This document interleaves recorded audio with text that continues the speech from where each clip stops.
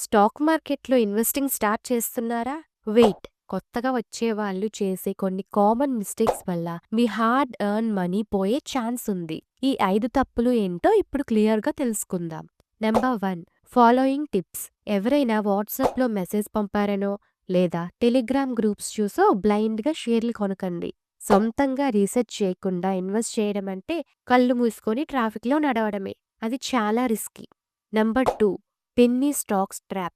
కేవలం రూ. 1 లేదా రూ. 2కే షేర్ వస్తుందని క్వాలిటీ లేని కంపెనీల్లో పెట్టకండి. గుర్తుంచుకోండి, స్టాక్ ప్రైస్ తక్కువ ఉన్నంత మాత్రాన అది మంచి కంపెనీ అవ్వదు.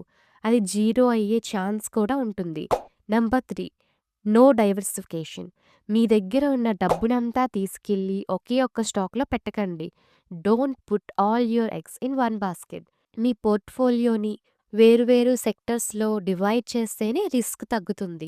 Number 4, panic selling. మార్కెట్ కొంచెం పడగానే భయపడిపోయి లాస్‌లో షేర్లు అమ్మేయకండి. స్టాక్ మార్కెట్‌లో పేషెన్స్ అనేది చాలా ఇంపార్టెంట్. ఎప్పుడూ మీ లాంగ్ టర్మ్ గోల్స్ మీద ఫోకస్ చేయండి.